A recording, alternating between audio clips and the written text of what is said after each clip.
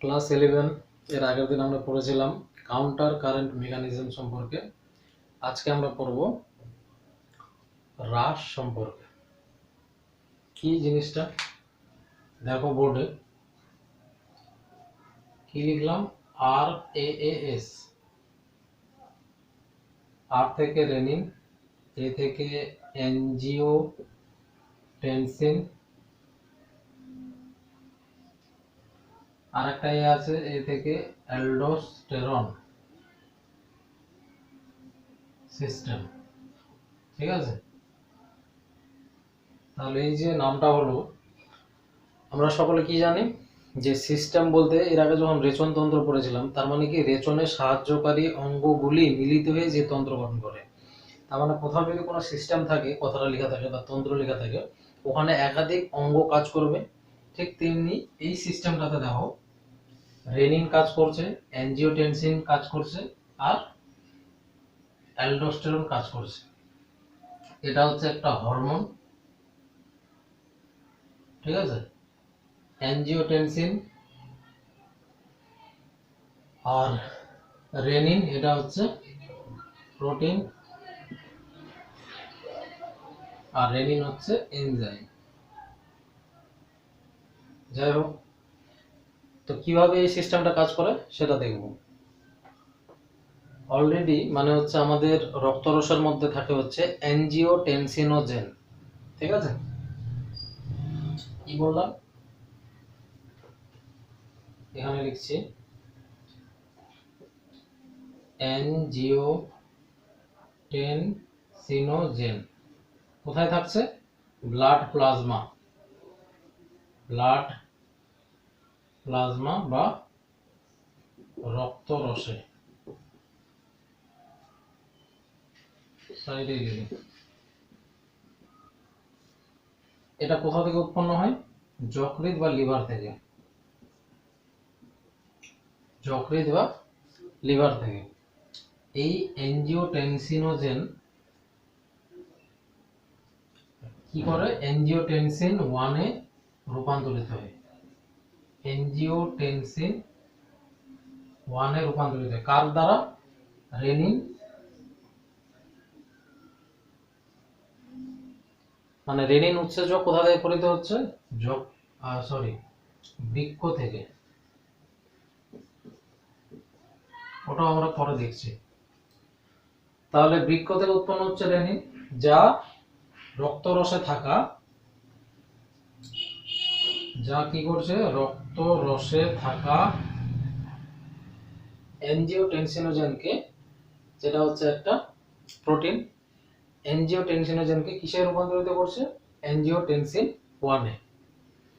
এই অ্যাঞ্জিওটেনসিন 1 পরবর্তীতে আবার অ্যাঞ্জিওটেনসিন 2 এ রূপান্তরিত হয়, যেটা রূপান্তরিত করে হচ্ছে এস নামক এনজাইম, ACE, যেটা কোথা থেকে উৎপন্ন হয়? ফুসফুস থেকে।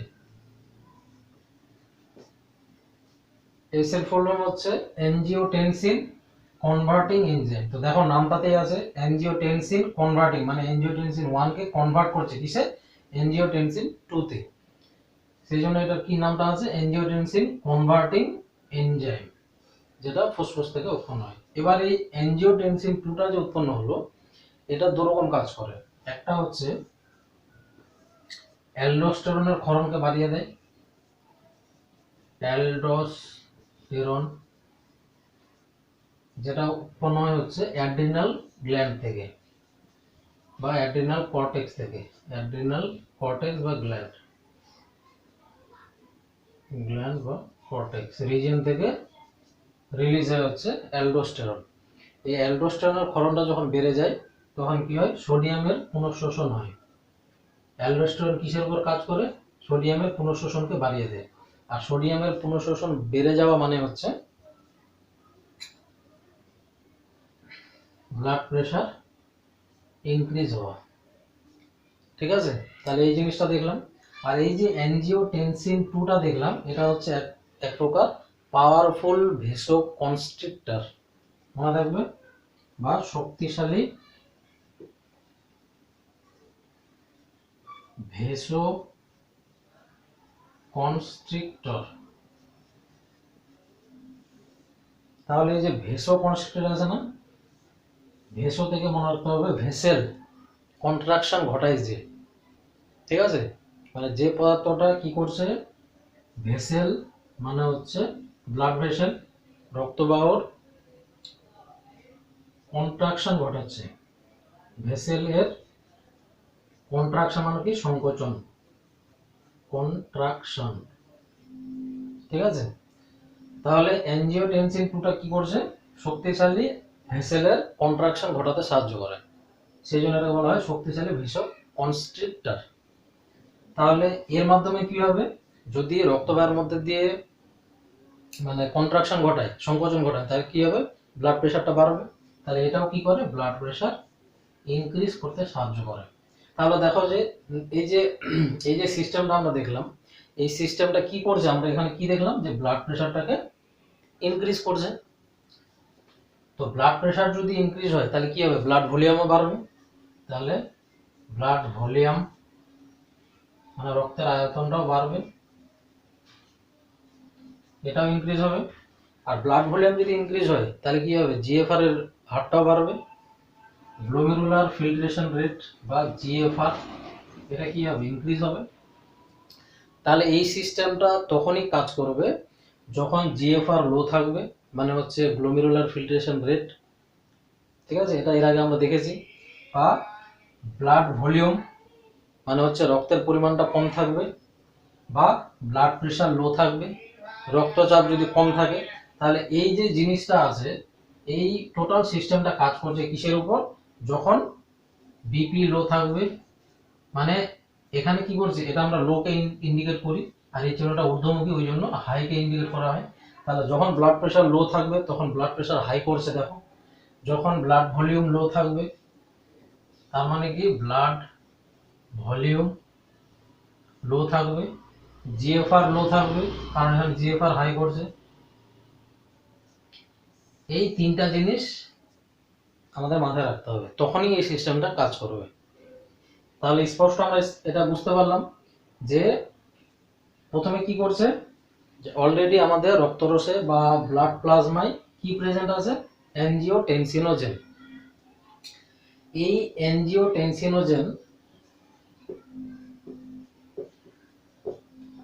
অ্যাঞ্জিওটেনসিনোজেন কি করছে, মানে বৃক্কে উৎপন্ন রেনিন অ্যাঞ্জিওটেনসিনোজেনকে অ্যাঞ্জিওটেনসিন 1 এ কনভার্ট করছে।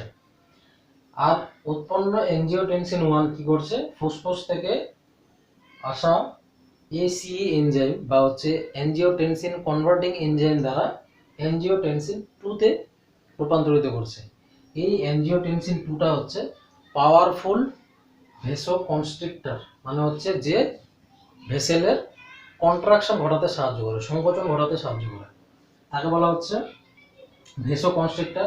তাহলে ওটা কি করছে, ভেসেলের কন্ট্রাকশন ঘটাচ্ছে, সংকোচন ঘটাচ্ছে, ফলে ব্লাড প্রেশারটা বেড়ে যাবে।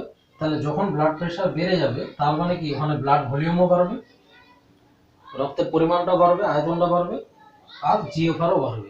তাহলে এই সিস্টেমটা তখনই কাজ করবে যখন ওই জিনিসটা থাকবে, মানে হচ্ছে ব্লাড প্রেশার লো থাকবে, বা ব্লাড ভলিউম কম থাকবে, বা জিএফআর কম থাকবে। আশা করি বুঝতে পেরেছো। এবার এই যে এখানে আরেকটা জিনিস দেখলাম, যে অ্যালডোস্টেরন একটা কাজ করছে কি, যে ভেসেলের কন্ট্রাকশন ঘটাচ্ছে এটা, আর দ্বিতীয় হচ্ছে কি, সোডিয়ামের শোষণটাকে বাড়িয়ে দিচ্ছে। এবার আমরা এর আগেও দেখেছি যে সোডিয়ামের মানে সোডিয়াম পজিটিভ আয়ন আর ক্লোরাইড নেগেটিভ আয়ন, তাহলে ওর পিছনে পিছনে ক্লোরাইড আয়নও আসবে। তাহলে অ্যাকচুয়ালি সোডিয়াম আয়নের পরিমাণটা যদি বাড়ে তাহলে ব্লাড প্রেশারটাও বাড়বে। কেন, পরের ব্যাখ্যাটাতে বুঝতে পারবে। তাহলে দুটো কাজ করছে, একটা হচ্ছে সোডিয়ামের পুনঃশোষণটাকে বাড়িয়ে দিচ্ছে। আচ্ছা, কেন বলা হচ্ছে পুনঃশোষণ, এটার একটা কারণ হচ্ছে আমাদের এর আগেই যখন মানে পরিপাক তন্ত্র আমরা দেখেছিলাম, সেখানে যাই হোক ওখানে এক ধরনের শোষণ হয়, মানে এক প্রকার, যেহেতু প্রথমে ওখানে শোষণ হয়ে গেছে আমাদের যেগুলো প্রয়োজনীয় আয়ন দরকার, ভিটামিন, গ্লুকোজ, আর এখানে আবার একবার শোষণ হচ্ছে, সেই জন্য এটাকে বলা হয় পুনঃশোষণ।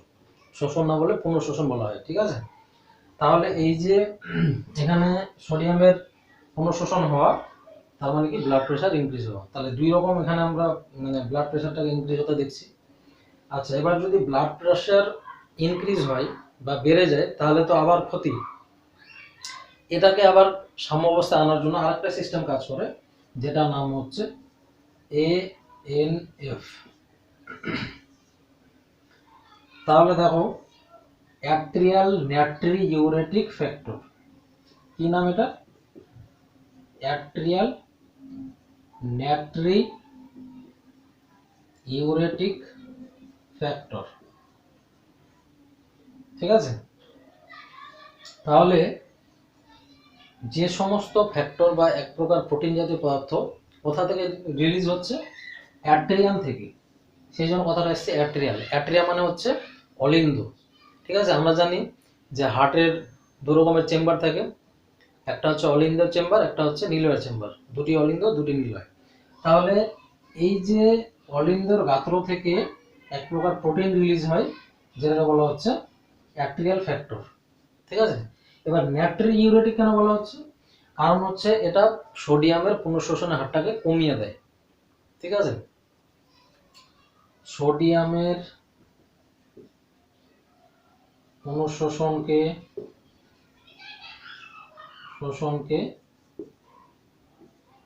কমিয়ে দেয়, বা সোডিয়ামের পুনঃশোষণটা হতে দেয় না, বাধা দেয়।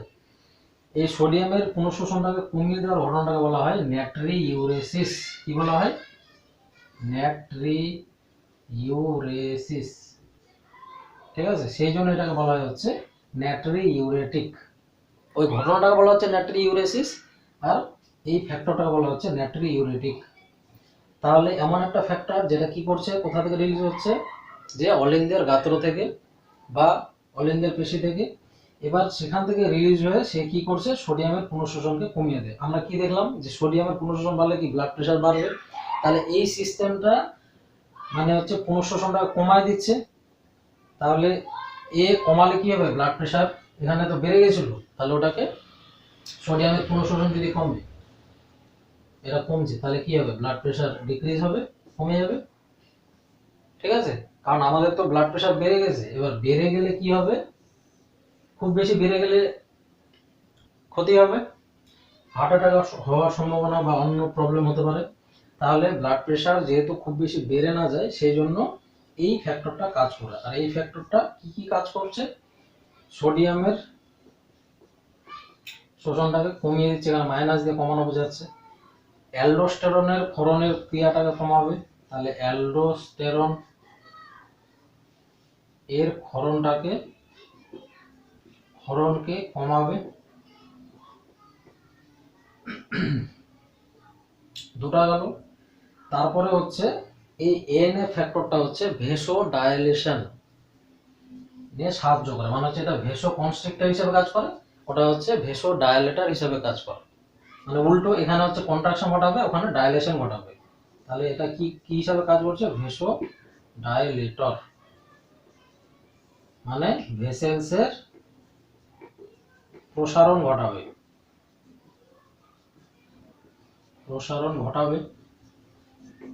তাহলে আবার একটা জিনিস, যদি এখানে ব্লাড প্রেশার লো হয় তাহলে কি হবে? জিএফআরও লো হবে আর ব্লাড ভলিউমটাও লো হবে।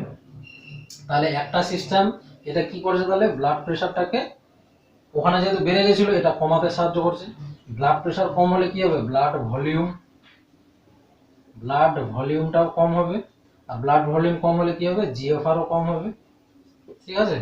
তাহলে একটা সিস্টেম দেখো কিসে কাজ করছিল। একটা সিস্টেম দেখলাম যে ব্লাড প্রেশারটাকে বাড়াতে সাহায্য করছে, ব্লাড ভলিউমটাকে বাড়াতে সাহায্য করছে। যদি কমে যায়, আমি বারবার বলছি র্যাশ সিস্টেমটা বা হচ্ছে রাস যেটাকে আমরা নামে পরিচিত, এই সিস্টেমটা কি করছে? যদি ব্লাড প্রেশার লো হয় ইন কেস, তাহলে সিম্প্যাথেটিক স্নায়ু আমাদের মানে রেনিন ক্ষরণ করে বৃক্ক থেকে। এবার ওই রেনিনটা কি করে? এনজিওটেনসিনোজেন অলরেডি প্রেজেন্ট আছে আমাদের রক্তরসের মধ্যে, ওটাকে কনভার্ট করে এনজিওটেনসিন 1। তারপরে এনজিওটেনসিন 1টা আবার এসি এই এনজাইমটা দ্বারা হচ্ছে এনজিওটেনসিন 2 তে পরিণত হয়। পরে পরবর্তীতে দুটো ভাগে কাজ করে, সেটা আমরা দেখলাম। যেটা কি করছে, ব্লাড প্রেশারটাকে ইনক্রিজ করবে বা বাড়াবে, যদি বাড়ায় তাহলে ব্লাড ভলিউমও বাড়বে, যদি ব্লাড ভলিউম বাড়ে তাহলে কি জিএফআরও বাড়বে। তাহলে এটা আমরা দেখলাম। কিন্তু অপরদিকে আরো একটা সিস্টেম কাজ করছে, যেটা নাম হচ্ছে অ্যাট্রিয়াল নাট্রিউরেটিক ফ্যাক্টর। অ্যাট্রিয়াল কথাটা এসছে হচ্ছে অ্যাট্রিয়াম থেকে, যেটা হচ্ছে অলিন্দকে বোঝায়, যেটা হার্টে প্রেজেন্ট আছে। এবার ওই অলিন্দের গাত্র থেকে রিলিজ হচ্ছে একটা প্রোটিন জাতীয় পদার্থ, যেটা কি করছে, সোডিয়ামের পুনঃশোষণটাকে কমিয়ে দেয়। আর যে সোডিয়ামের পুনঃশোষণ কমানোর ঘটনাটা বলা হয় নাট্রিইউরেসিস, সেই জন্য এটা বলা হয় নাট্রিইউরেটিক ফ্যাক্টর। তাহলে এই পদার্থটা কি করছে, সোডিয়ামের পুনঃশোষণটাকে কমাবে। তাহলে একদিকে তো সোডিয়ামের পুনঃশোষণ বাড়লে মানে কি ব্লাড প্রেশার বাড়ছে। আমরা এত কিছু না মনে রাখি, শুধু যদি ব্লাড প্রেশার দিয়ে মনে রাখি তাহলে বেশি হয়তো সুবিধা হবে। তাহলে এটা এই ফ্যাক্টরটা র্যাশ সিস্টেমটা কখন কাজ করছে, যখন ব্লাড প্রেশার ডাউন থাকছে বা কম থাকছে। আর এই সিস্টেমটা কি করছে, ব্লাড প্রেশারটা এটা হাই করতে সাহায্য করছে। এটা হচ্ছে সোডিয়ামের পুনঃশোষণকে যেহেতু কমিয়ে দিচ্ছে, তাহলে ব্লাড প্রেশারটা আবার কমে যাবে। ঠিক আছে, তাহলে একটা সিস্টেম ব্লাড প্রেশার হাই করতে সাহায্য করছে, একটা সিস্টেম ব্লাড প্রেশারটাকে লো করতে সাহায্য করছে। এই দুটো সিস্টেম মানে হচ্ছে কি দুরকম ভাবে কাজ করে। দুরকম বলতে কি, যখন ব্লাড প্রেশার লো থাকবে তখন এই সিস্টেমটা কাজ করবে, র্যাশ।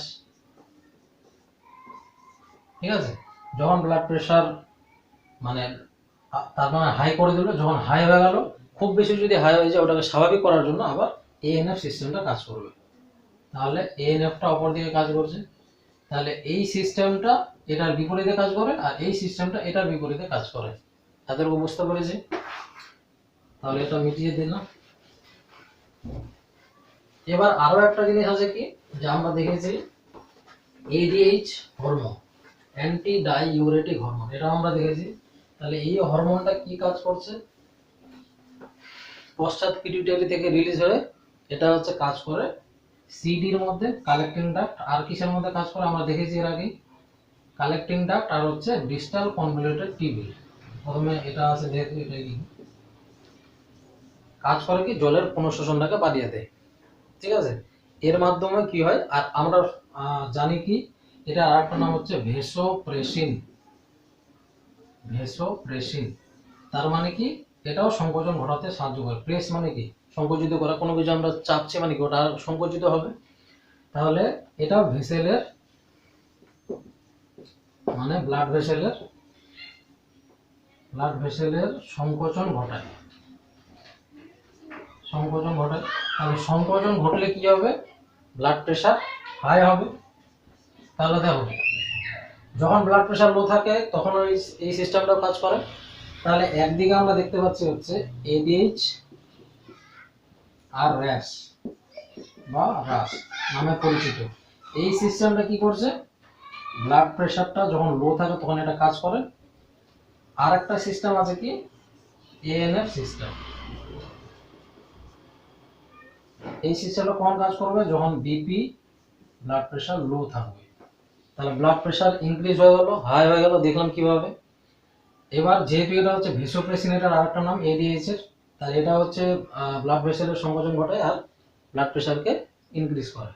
তাহলে এডিএইচ আর র্যাশ সিস্টেমটা কি একদিকে কাজ করছে, যেটা হচ্ছে কি ব্লাড প্রেশারটাকে লো থাকলে তখন কাজ করে বা ব্লাড প্রেশার ইনক্রিজ করতে সাহায্য করে। এএনএফ সিস্টেমটা কখন কাজ করে, যখন ব্লাড প্রেশারটা হাই থাকে, ওটাকে স্বাভাবিক অবস্থায় আনতে বা লো করতে সাহায্য করে।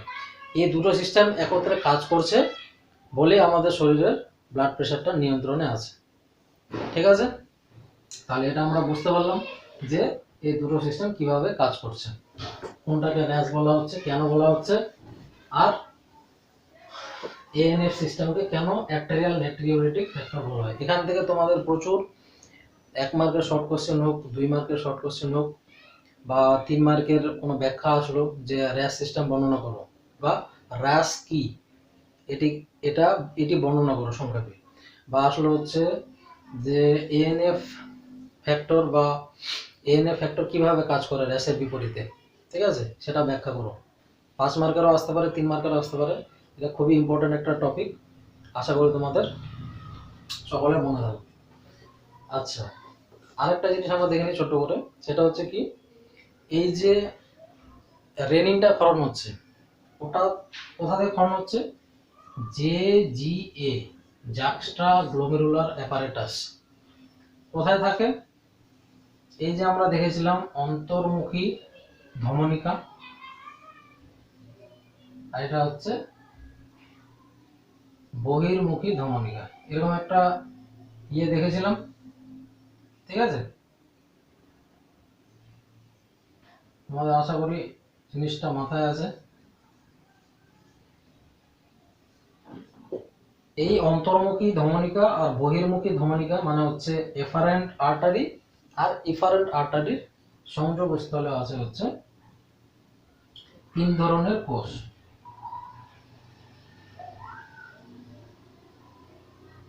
যেটা আমরা মনে রাখবো হচ্ছে জ্যাম্প দিয়ে। কি দিয়ে?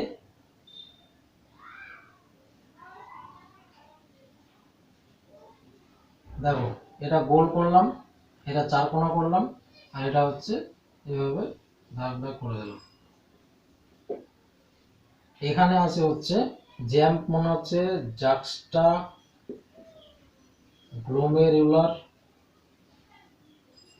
সেল বা কোষ। এখানে আছে হচ্ছে ম্যাকুলা ডেন্সা, বাংলা ইংলিশে হচ্ছে ম্যাকুলা ডেন্সা। আর এখানে আছে হচ্ছে এই যে এখানে 4 কোণা দেখলাম। তাহলে এই টোটাল 3 ধরনের কোষটা আমরা হচ্ছে কোথায় দেখতে পাচ্ছি? অন্তর্মুখী আর বহির্মুখী ধমনিকার সংযোগস্থলে। সেই জন্য এটাকে একসঙ্গে বলা হচ্ছে জাক্সটা গ্লোমেরুলার অ্যাপারেটাস। এখানে আছে হচ্ছে পলকিসেন কোষ, পলকিসেন সেল বা পলকিসেন কোষ, যেটা আরেকটা নাম হচ্ছে ল্যাসিস কোষ। ল্যাসিস, ঠিক আছে? তাহলে দেখো এই যে 3 ধরনের আমরা কোষ দেখতে পাচ্ছি, এটাকে একত্রে বলা হচ্ছে জাক্সটা গ্লোমেরুলার অ্যাপারেটাস। আশা করি মাথায় থাকবে। আর এই জাক্সটা গ্লোমেরুলার অ্যাপারেটাসের কাজ কি? রেনিন ক্ষরণ করা, একটু আগে আমরা দেখলাম, সেই জন্য এটাও বলে দিলাম। তবে যদি বলা হয় যে জাক্সটা গ্লোমেরুলার অ্যাপারেটাস কি, ওটা মনে রাখবো হচ্ছে জ্যাম দিয়ে। শুধু এখানে এ হবে না, জে এম পি। তাহলে জে থেকে জাক্সটা গ্লোমেরুলার কোষ, এম থেকে ম্যাকুলা ডেন্সা, পি থেকে পলকিসেন কোষ। জাক্সটা গ্লোমেরুলার কোষ, এম থেকে ম্যাকুলা ডেন্সা, আর পি থেকে পলকিসেন কোষ। তাহলে এটা মাথায় রাখতে হবে আমাদের সবসময়, কারণ এটা তোমাদের 2 মার্কের জন্য খুবই আসে। তাহলে ছবিটা আমরা আঁকবো, দেখবে বইয়ে সুন্দর করে ছবি দেওয়া আছে, আমি জাস্ট বোঝানোর জন্য এভাবে আঁকলাম। তাহলে 3 ধরনের আমরা কোষ দেখতে পাচ্ছি। একটা হচ্ছে এক সাইডে থাকছে, আর এটা হচ্ছে মিডিলে থাকছে ম্যাকুলা ডেন্সা, এর এক সাইডে, এটা হচ্ছে একটু তার উপরে পলকিসেন কোষ। এই 3টা জিনিসকে একসঙ্গে আমরা বলছি হচ্ছে জাক্সটা গ্লোমেরুলার অ্যাপারেটাস। আর এটার কাজ কি? জাক্সটা গ্লোমেরুলার অ্যাপারেটাসের রেনিন ক্ষরণ করা, সেটা একটু আগে আমরা দেখলাম। জাক্সটা গ্লোমেরুলার অ্যাপারেটাস, আর এটা লিখছি না হলো। তাহলে এটা গেল হচ্ছে জেজিএ আর জাক্সটা গ্লোমেরুলার অ্যাপারেটাস। এবার চলে আসে হচ্ছে, দেখি এটা লিখছি কিনা বা, এবার চলে আসে ছোট্ট একটা জিনিসে, সেটা হচ্ছে কি যে কর্টিক্যাল নেফ্রন আর হচ্ছে মেডুলারি নেফ্রন কাকে বলছে। দেখো, যদি আমরা এভাবে একটা ছবি দেখেছিলাম, এভাবে কিডনির শেপটা সি আকৃতি, এবার এটা এভাবে করতে পারি জাস্ট বোঝানোর জন্য। আর একটা দিলাম এর চারধারে, আচ্ছা এটা না দিলে আরো ভালো হয়। এখানে আমি একটা নেফ্রন আঁকলাম, দেখো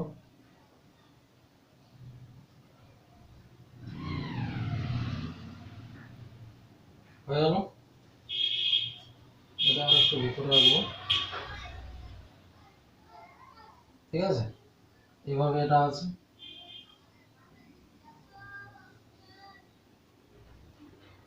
আর এরকম আমরা কি দেখেছিলাম যে এক একটি বৃক্ষে প্রায় সূত্রাকার যে সূক্ষ্ম সূক্ষ্ম চুলের মতো অংশ দেখতে পাওয়া যায়, সেটাকে নেফ্রন বলছে।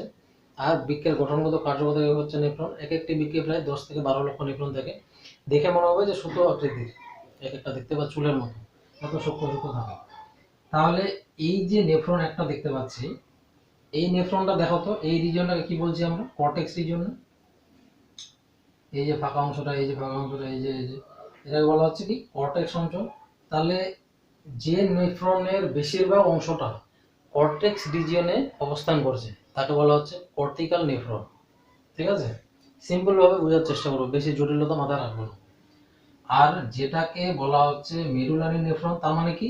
এই যে মেডুলার মানে হচ্ছে এর ভিতরে আমরা এরকম একটা অংশ দেখেছিলাম না? তোমাদের মনে পড়ছে কিনা? ঠিক আছে, এরকম দেখেছিলাম। তারপরে এভাবে দেখেছিলাম। তাহলে কর্টিক্যাল নেফ্রন যেটা দেখলাম, এবার যদি মেডুলারি নেফ্রন বলি তাহলে বেশিরভাগ অংশটা কোথায় থাকবে? মেডুলার মধ্যে মানে অবস্থান করবে। তাহলে এটাকে বলছে কর্টেক্স, এটা বলছে মেডুলা, মানে রেনাল পিরামিড যেটাকে বলছি। তাহলে এখানে হচ্ছে নেফ্রনটা এভাবে থাকবে, এইভাবে আছে।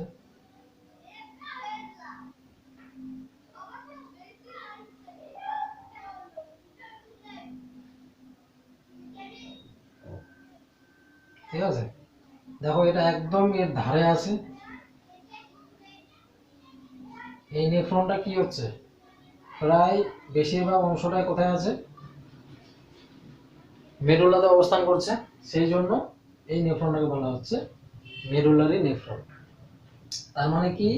কর্টেক্স রিজিয়নে যে নেফ্রনটা থাকছে সেটাকে কর্টিক্যাল নেফ্রন, আর যে রিজিয়নটা মানে একটু অংশ, সামান্য একটু অংশ, মানে হচ্ছে হ্যান্ডেল লুপের সামান্য কিছু অংশ মেডুলার মধ্যে প্রেজেন্ট থাকছে, বেশিরভাগ অংশটাই প্রায় 80% অংশ কোথায় অবস্থান করছে? কর্টেক্স রিজিয়নে। সেই জন্য এটাকে বলা হচ্ছে কর্টিক্যাল নেফ্রন। আর এই জায়গাটাতে আমরা কি দেখলাম? যে 80% অংশ কোথায় অবস্থান করছে?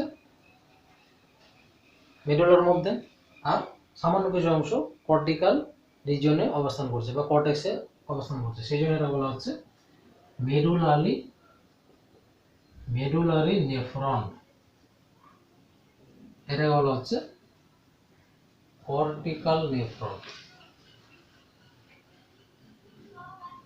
ঠিক আছে, এটা মাথায় থাকবে।